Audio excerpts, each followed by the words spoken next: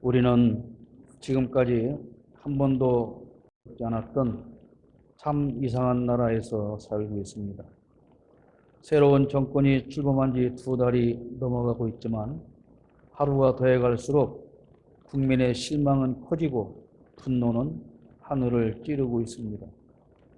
그러나 오늘 저는 이런 내용을 거론할 생각이 전혀 없습니다. 이제는 일일이 거론하기에도 지쳐버렸기 때문입니다.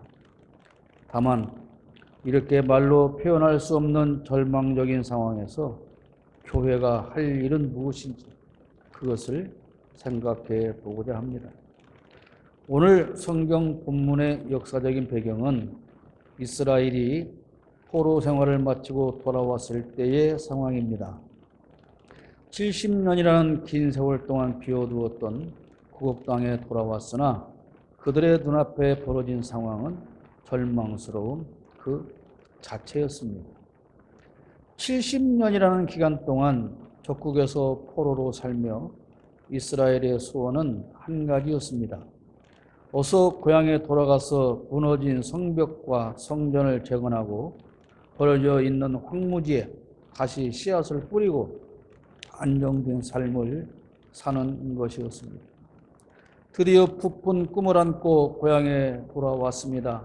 그러나 그들을 반겨주는 상황은 그저 절망스러운 것뿐이었습니다. 예루살렘 성벽은 완전히 파괴되어 무너져 내려 있었고 그들의 생명과도 같은 성전은 파괴된 상태로 버려져 있었습니다. 지도자들의 인도하에 재건 작업을 시작했지만 온갖 방해하는 세력들에 시달려야 했고 그래서 작업은 느리기만 했습니다. 이스라엘은 다시 절망할 수밖에 없는 상황이 되었습니다. 과거에 하나님으로부터 버림받아 적국의 포로로 잡혀가던 시절이 떠오르며 하나님이 다시 또 우리를 버릴지도 모른다 라고 하는 두려움에 빠지게 됩니다. 자신의 범죄로 인해서 하나님으로부터 버림받은 기억이 있는 사람은 다시 어려움에 부닥칠 때 또 버림받을 수 있다는 트라우마에 시달리게 됩니다. 이때 하나님께서는 선지자를 세워서 말씀을 전하십니다. 절망에 빠진 백성을 위로하고 격려하는 말씀을 주시는 것입니다. 1절 말씀을 보면 시온의 의가 빛처럼 드러나고 예루살렘의 구원이 횃불처럼 나타날 때까지 시온을 격려해야 하므로 내가 잠잠하지 않겠고 예루살렘이 구원받기까지 내가 쉬지 않겠다. 하나님께서 잠잠하지 않겠고 예루살렘이 구원받기까지 쉬지 않겠다고 약속해 주십니다. 사람들이 절망에 쓰러질 때 그러나 하나님은 외면하지 않으십니다. 지금 이스라엘은 국가적인 절망 상태에 빠져 있습니다. 어디를 봐도 소망을 가질 만한 곳이 보이지 않습니다. 그런데 이때 하나님께서 말씀하십니다. 격려하며 잠잠하지 않고 쉬지 않겠다. 그렇게 약속해 주십니다. 절망의 나락에 빠진 대한민국 국민에게도 오늘 하나님은 같은 말씀을 주십니다. 2절 말씀을 봅니다. 이방 나라들이 내게서 의가 이루어지는 것을 볼 것이다. 뭇 왕이 네가 받은 영광을 볼 것이다. 사람들이 너를 부를 때에 주님께서 내게 지어주신 새 이름으로 부를 것이다. 우리는 세계가 인정하는 선진국이 되었습니다. 그래서 국민은 대단한 자부심을 느끼게 되었습니다. 세계가 부러워하는 나라가 되었습니다. 그런데 불과 2달 만에 우리의 국격은 나락으로 떨어지고 말았습니다. 블룸버그 통신이라는 곳에서 발표한 부도 위기 국가 50개국 명단에 대한민국이 47번째로 올랐습니다. 인신매매 방지 등급이 2급으로 내려갔다고 합니다. 기가 막힐 일입니다. 그래서 우리는 절망합니다. 그러나 모두가 절망하고 앉아 있어서는 안 됩니다. 이때 교회가 할 일이 있다는 것입니다. 이렇게 절망스러운 때 교회가 할 일은 희망의 메시지를 전하고 격려하는 것입니다. 절망에 빠진 이스라엘의 하나님은 선지자를 내세워 말씀을 대신 외치게 합니다. 교회가 할 일은 이런 것입니다. 절망에 빠지고 고통스러운 사람들에게 하나님의 위로와 격려와 소망을 전달해야 합니다. 6절 말씀을 봅니다. 예루살렘아, 내가 너의 성벽 위에 파수꾼들을 세웠다. 그들은 밤이나 낮이나 늘 잠잠하지 않을 것이다. 주님께서 하신 약속을 늘 주님께 상기시켜 드려야 할 너희는 가만히 있어서는 안 된다. 늘 상기시켜 드려야 한다. 교회는 하나님께서 성벽 위에 세운 파수꾼이라는 말씀입니다. 파수꾼이 할 일은 외치는 것입니다. 알리는 것입니다. 한국 교회는 대한민국에 하나님께서 세우신 대한민국을 위한 파수꾼이라는 사실을 우리는 잊지 말아야 합니다.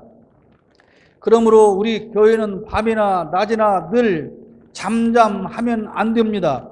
잠잠히 입 다물지 말고 하나님께서 주신 약속의 말씀을 늘 상기시켜야 합니다. 상기시켜야 하는데 그 대상은 국민이 아니라 하나님이라고 오늘 본문은 분명히 말씀하고 있습니다. 주님께서 하신 약속을 늘 주님께 상기시켜 드려야 할 너희는 그랬습니다. 전능하신 하나님께서 이제 연세가 너무 많이 드셔서 스스로 하신 약속을 잊어버릴까 봐 하나님 잊지 마세요, 그렇게 상기시켜 드리라는 것일까요? 아닙니다. 이 말씀은 늘 잠잠히 교회가 입 다물고 있지 말고 하나님께 쉬지 말고 기도하라, 그 말입니다. 7절 보십시오. 주님께서 예루살렘을 세우실 때까지 쉬시지 못하게 해야 한다. 또 예루살렘이 세상에서 칭송을 받게 하시기까지 주님께서 쉬시지 못하게 해야 한다. 무슨 말입니까? 어떤 느낌이 들어요? 하나님이 쉬지 못하게, 하나님이 가만히 있지 못하게 하나님을 달달 볶아대라, 그런 의미예요. 하나님이 쉬지 못하게 들들 볶아서 예루살렘이 세상의 칭송을 받게 할 책임이 파수꾼에게 있다. 파수꾼 누구? 우리. 하나님께서 대한민국을 바르게 회복하실 때까지 쉬지 못하도록, 대한민국이 다시 세계에서 인정받을 때까지 하나님이 쉬지 못하도록 교회는 들들 하나님을 볶아대서 기도해라, 그런 의미입니다. 8절 보십시오. 주님께서 그의 오른손 곧 그의 능력 있는 팔을 들어 맹세하셨다. 내가 다시는 네 곡식을 네 원수들의 식량으로 내주지 않겠다. 다시는 네가 수고하여 얻은 포도주를 이방 사람들이 마시도록 내주지 않겠다. 이렇게 약속하시지 않았습니까? 하나님, 이 약속을 지켜주세요. 그렇게 쉬지 말고 기도하라는 것입니다. 이 세 구절 말씀을 우리 한국 교회에 적용해 보면 이렇게 되는 거예요. 한국의 교회 지도자들과 기독교인은 하나님께서 한국을 위해 세우신 파수꾼이다. 그러므로 밤이나 낮이나 잠잠히 쉬지 말고 외쳐서 기도해라. 하나님이 너희에게 약속하신 그 모든 것을 이루실 때까지 쉬지 말고 기도해라, 그런 뜻입니다. 오늘 우리 한국 교회에게 주시는 하나님의 말씀입니다. 아까 이영숙 권사님 기도할 때도 말을 했거니와 지금 우리나라 대한민국은 위기에 처해 있습니다. 그 어디를 바라봐도 희망이란 보이지 않습니다. 기댈 곳이 보이지 않습니다. 국민이 다 죽겠다고 아우성을 쳐도 그 소리에 귀 기울일 정부의 책임자는 보이지 않습니다.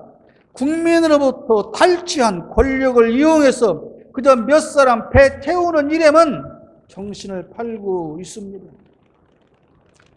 노동자에게는 주는 대로 임금 받고 쉬지 말고 일하라고 그렇게 하면서 그 잘난 대통령은 업무가 너무 많아서 일을 줄이겠답니다.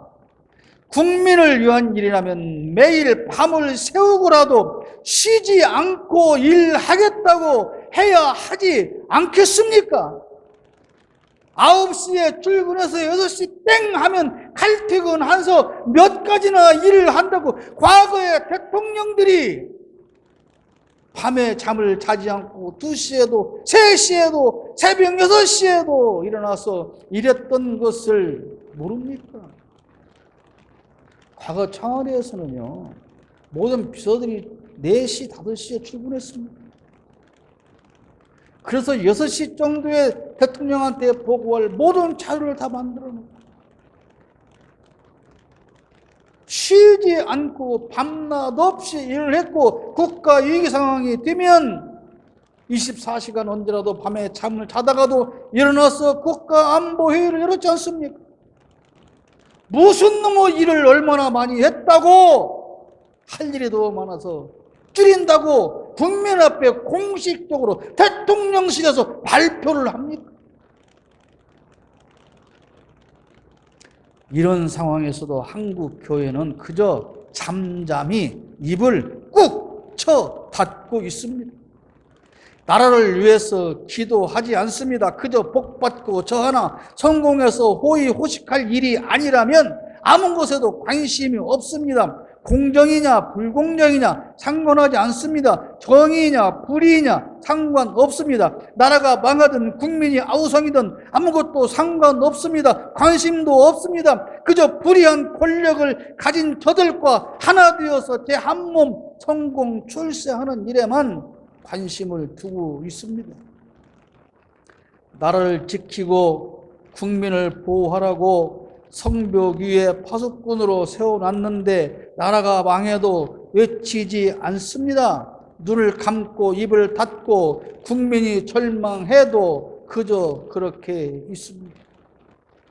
낮이나 밤이나 하나님을 들들 볶아서 하나님이 우리나라를 위해 쉬지 않고 일하시도록 하나님께서 하신 약속을 늘 상기시켜 드려야 하는데 오히려 저들은 나태와 안일의 잠에 취해서 아무것도 하지 않고 자빠져 있습니다.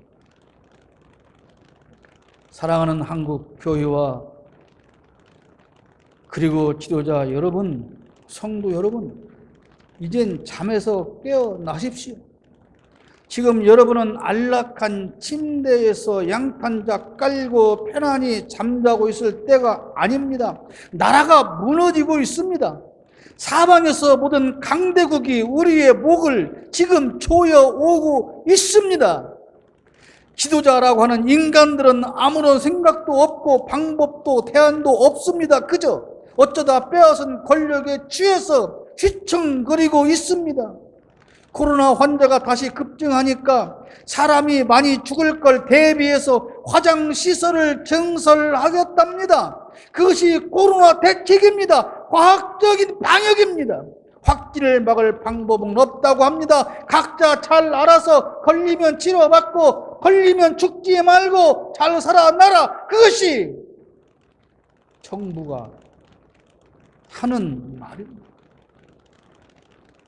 오죽하면 국가 도주 방역이라고 합니까? 오죽하면 과학이 아닌 가학 방역이라고 합니까?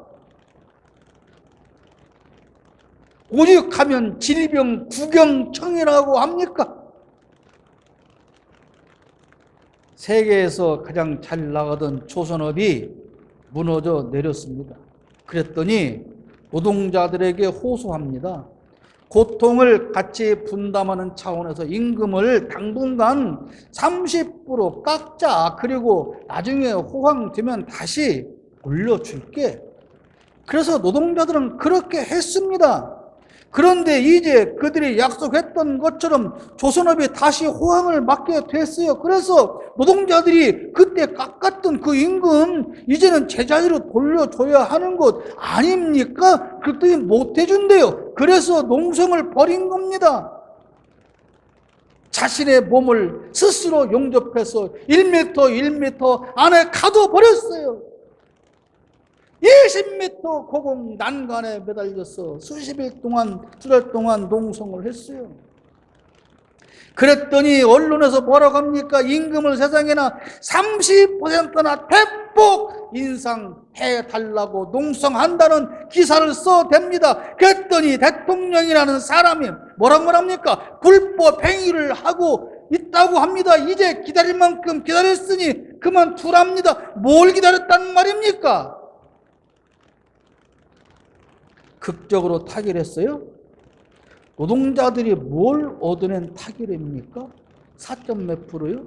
30% 깎았던 거 올려달라고 하니까 4.3인가 3.3인가 그거 받고 항복하지 않으면 니들 다 경찰력 동원해서 뭉개버릴 거야 라고 하는 공갈 협박에 무너진 것이지 이것이 타결입니까? 어제요 기가 막힌 언론의 보도가 나왔어요. 읽어드릴까요?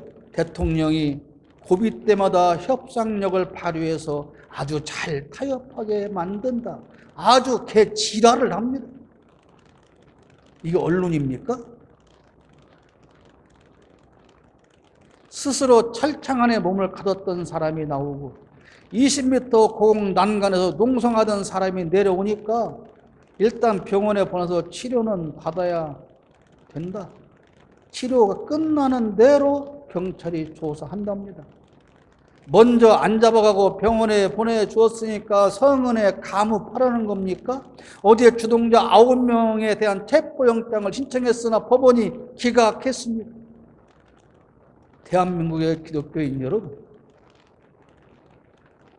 존경하는 목사님, 목회자 여러분, 하나님을 향해 외치십시오.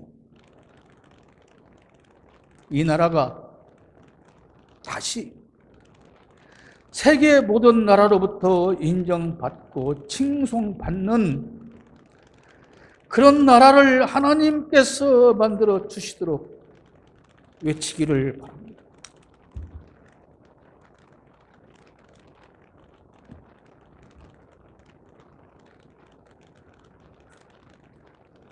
교회에 실망해서 세상으로 뛰어나온 여러분, 이제 교회로 돌아가십시오. 밖에서 실망하여 비난하는 것으로는 결코 이 나라를 구할 수가 없습니다. 돌아가십시오.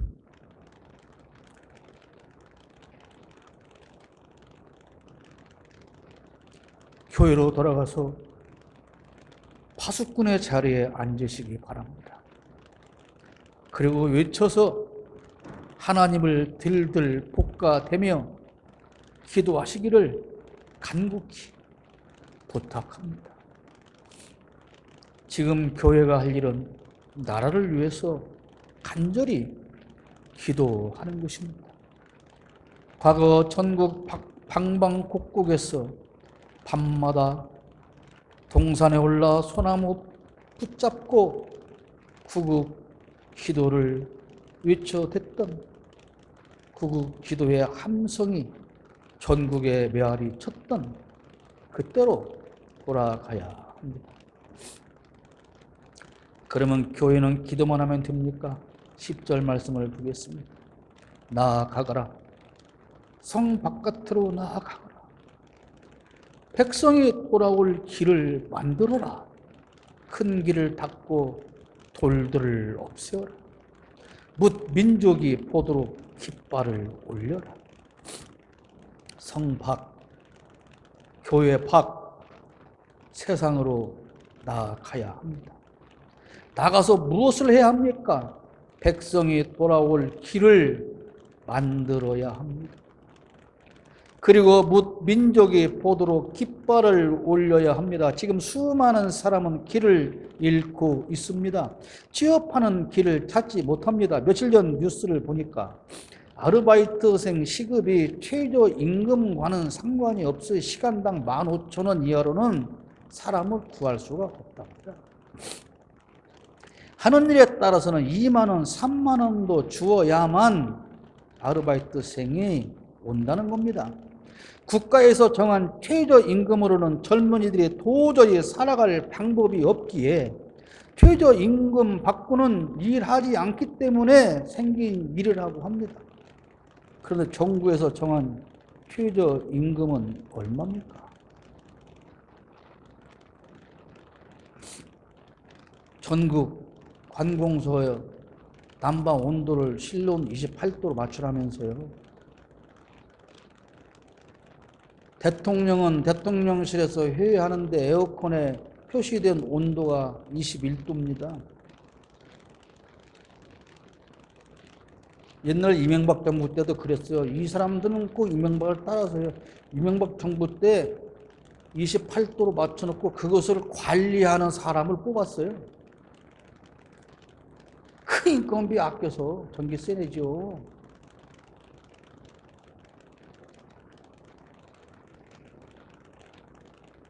젊은이들이 결혼하지 못하고 결혼해도 아이를 낳지 못합니다. 살아갈 길을 모르기 때문입니다. 수많은 국민이 살아갈 길을 잃고 방황하고 있습니다. 그렇다면 그들에게 길을 가르쳐 줄 사람은 누굽니까? 국가는 아무런 능력이 없습니다. 그렇다면 이 일은 교회가 해야 합니다. 어떻게 해야 합니까? 큰 길을 닦고 깃발을 올리라고 합니다. 바른 목표를 찾고 전하고 인도해야 합니다. 그저 영혼 없이 교회로 불러 모아서 교회 숫자만 늘리고 자랑하는 것이 무슨 의미가 있습니까, 여러분? 교회로 사람들을 불러 모으려고만 하지 말고 이제 그렇게 불러 모았던 그 많은 사람들에게 제대로 훈련시키고 교육시켜서 세상 밖으로 보내서 세상에 절망할 모든 사람들에게 바른 길을 가르쳐 주고 희망과 용기를 주고 격려하는 일을 해야 합니다. 그렇게 하면 그들이 자연히 찾아올 것입니다. 어디로? 교회? 왜요? 교회 가니까 희망이 생겨요.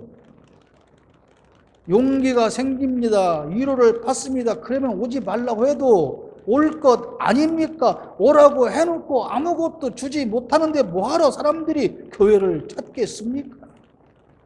오히려 헌금이나 강요하고 봉사나 강요하고 충성이나 강요해야 되는데 안 그래도 힘들어 죽겠는 사람들을 모아놓고 뜯어 먹으려 하는 교회에 누가 옵니까? 제발 교회를 채우기 위해서 부르지 말고 이제는 채워서 훈련받은 신앙인이 세상을 위해서 나아가야 합니다.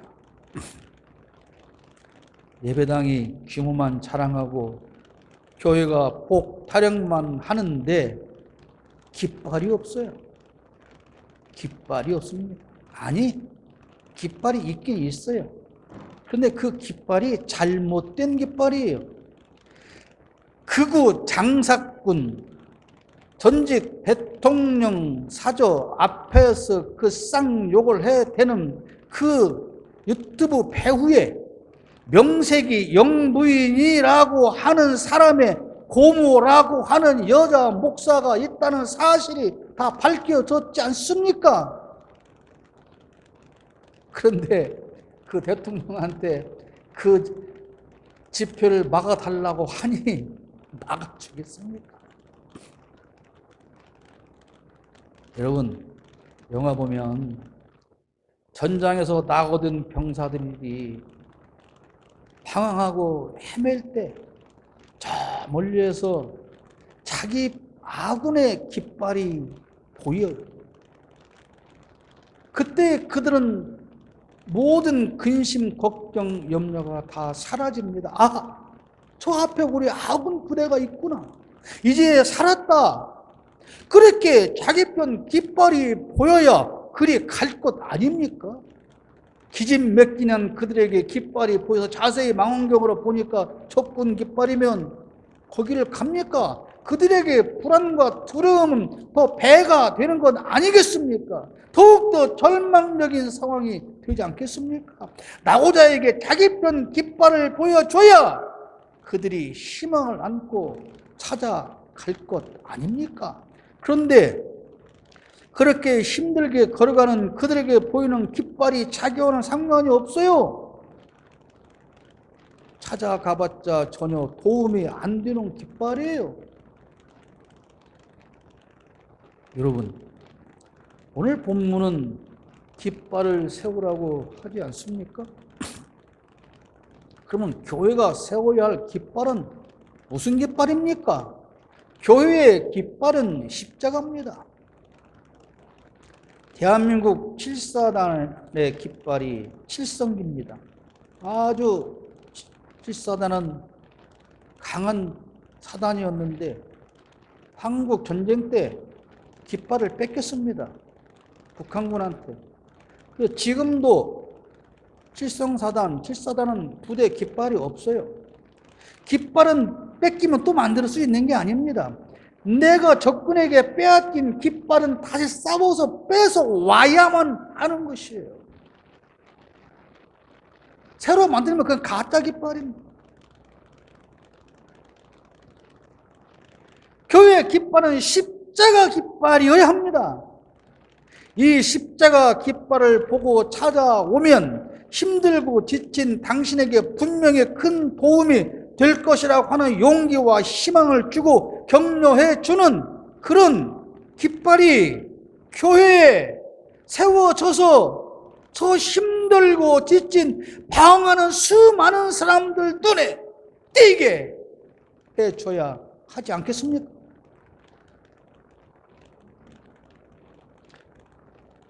유초동부 때, 중고등부 때 그렇게 교회를 잘 다니던 젊은이들이 왜 고등학교 졸업하면 같이 교회도 졸업하고 떠나갑니까? 왜 고통당하는 사람들이 교회를 외면합니까? 왜 소외당하는 사람들이 교회를 찾지 않을까요? 그들의 문제입니까? 교회가 그들에게 복음을 주지 못하기 때문입니다. 복음은 십자가입니다. 십자가는 희생이고 사랑이고 나눔이고 섬김입니다. 복음은 생명을 살리는 말씀이에요. 왜 복음입니까? 살리는 말씀이니까 복된 소리, 복음인 것입니다. 그거 십자가입니다. 복음이, 교회에서 복음이 있다 하면 십자가 깃발이 걸려야 하고 그것을 세상의 수많은 사람들이 볼 수 있어야 합니다. 그렇지 않다면 교회가 존재할 이유가 없습니다. 사랑하는 대한민국의 기독교인 여러분, 그리고 기독교 지도자 여러분, 제발 교회 안에만 있지 말고 세상으로 나아가시기를 바랍니다. 당신의 교회만 보지 말고 세상을 보십시오. 길을 잃고 방황하는 저 많은 사람에게 길을 내고 깃발을 보여주기 바랍니다.